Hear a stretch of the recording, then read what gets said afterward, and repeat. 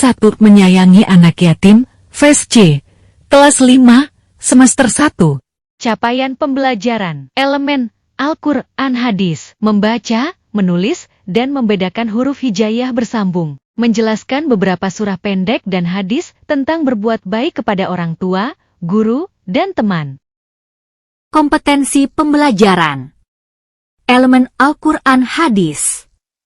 Fase C. Berdasarkan capaian pembelajaran tersebut, kompetensi yang dapat dirumuskan adalah sebagai berikut. 1. Mampu membaca huruf hijaiyah bersambung dengan baik dan benar sesuai kaidah dasar.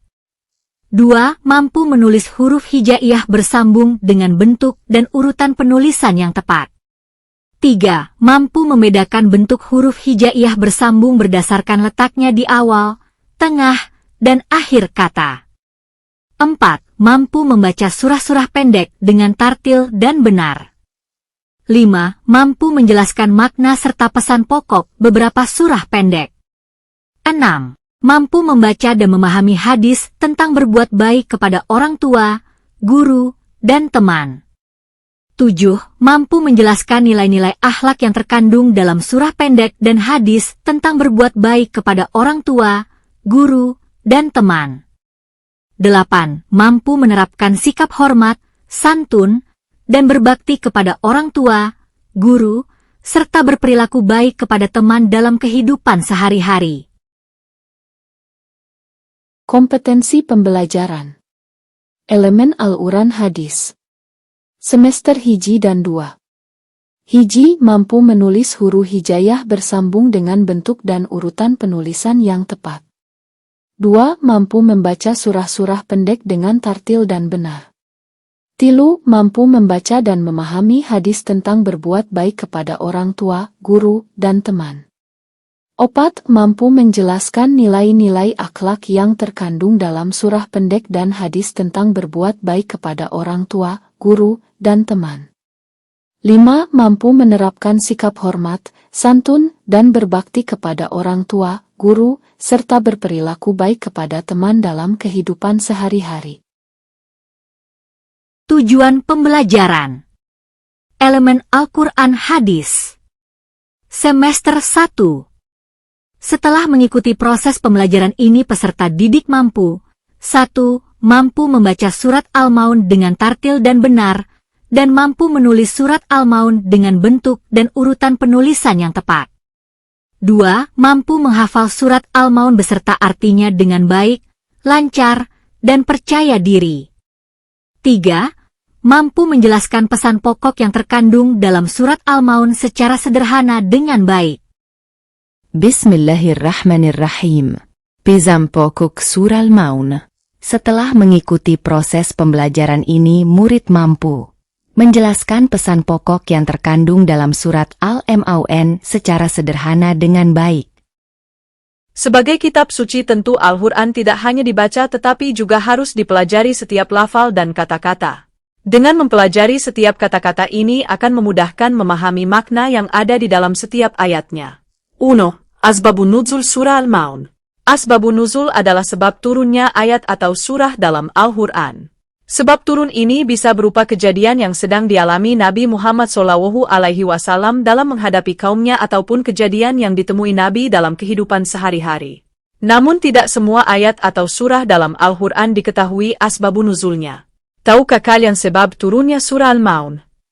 Sebab turun surah Al-Maun ayat 1-3 menyebutkan bahwa ada orang yang identitasnya diperselisihkan oleh para perawi, yaitu Abu Sufyan, Abu Jahal, Al-As ibn Walid atau orang lain yang setiap minggu menyembelih seekor unta. Suatu ketika ada anak yatim yang datang meminta sedikit daging yang disembelih. Namun mereka menghardik dan mengusir anak yatim tersebut. Peristiwa tersebut merupakan pelajaran yang sangat berarti agar kita memiliki kepedulian terhadap orang yang membutuhkan.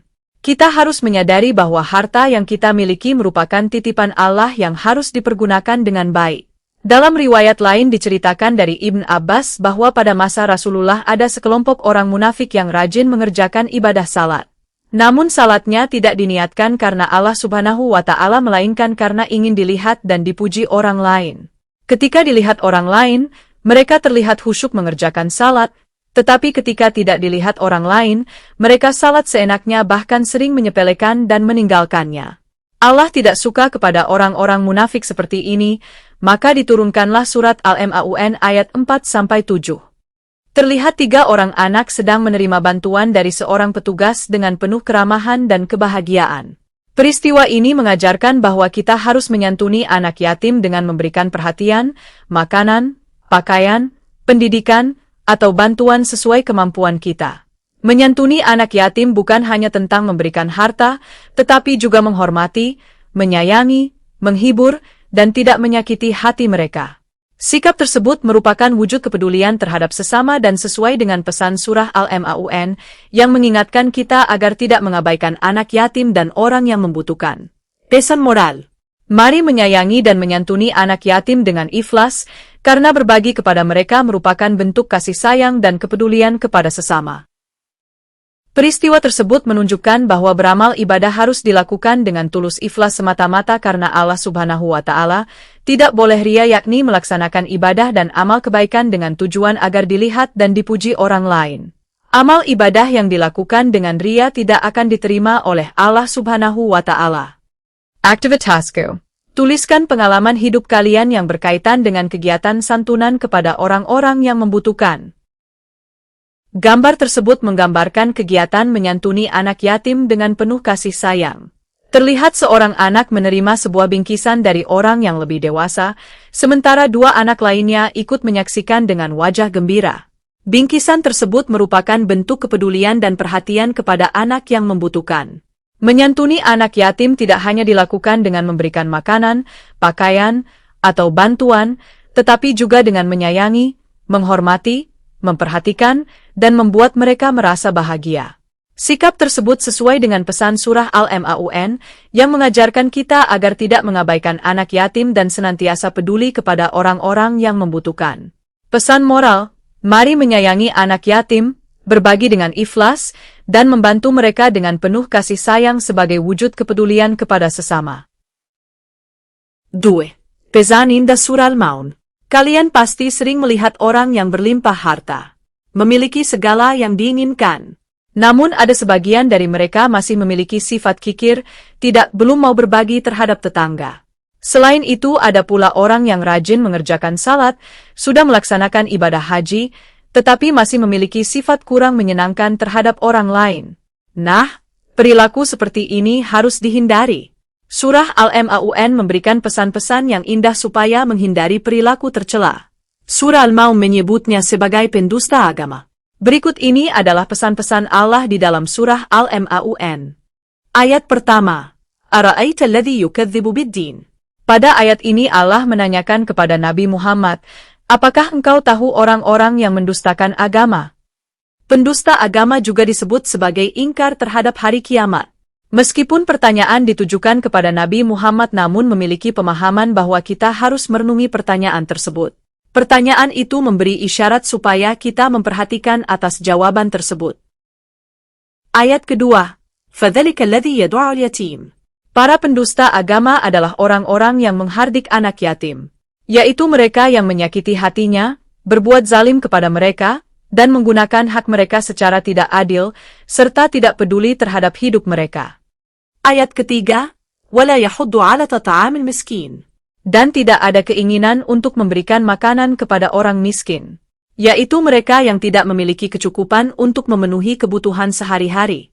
Segeralah berbagi kepada siapapun khususnya fakir miskin di sekeliling kita. Jangan membiarkan tangan kita terbenggu atau berat membantu orang lain. Ayat keempat, Fawailul lil musallin. Maka binasa dan celaka orang yang salat tetapi memiliki perilaku tercela. Allah mengancam orang yang salat tapi tidak sampai ke hatinya. Dia rukuk, sujud, dan menyebut nama Allah tetapi tidak mencerminkan akhlak yang baik. Seharusnya semakin khusyuk salatnya maka semakin terpuji akhlaknya. Ayat kelima, Alladzina hum an salatihim sahun. Yaitu orang yang lalai terhadap salatnya, di antaranya adalah malas-malasan, menyepelekan salat, mengerjakan di luar waktu yang ditetapkan, dan tidak memenuhi ketentuan-ketentuan. Mereka hanya sekedar salat untuk menggugurkan kewajiban saja. Ayat ke-6. Alladzina hum yura'un. Mereka orang-orang yang berbuat ria. Mereka beribadah dan salat semata ingin mendapatkan pujian dari orang lain. Mereka tidak ikhlas mengabdi kepada Allah. Ibadah yang diikuti dengan perbuatan ria sangatlah rugi. Ayat ke-7. Wayamnaun maun. Mereka juga enggan memberikan bantuan kepada sesama, walaupun hanya sekedar meminjamkan barang untuk keperluan sehari-hari. Nah, kalian telah mempelajari penjelasan surah Al-Maun. Tentunya kalian telah memahami pesan indah yang terkandung dalam setiap ayatnya. Adapun pesan yang terkandung dalam surah Al-Maun antara lain adalah: 1. Manusia harus memiliki kepedulian terhadap anak yatim. 2. Hendaknya manusia memiliki rasa empati terhadap fakir miskin. 3. Salat dengan khusyuk semata-mata karena Allah Al-Maun. Selanjutnya, silahkan temukan pesan indah surah Al-Maun dan diskusikan dengan teman-teman. Aktivitasku. Ceritakan pengalaman yang indah tentang berbagi kepada tetangga, teman, ataupun saudara. Alhamdulillahi Rabbil Alamin. Terima kasih.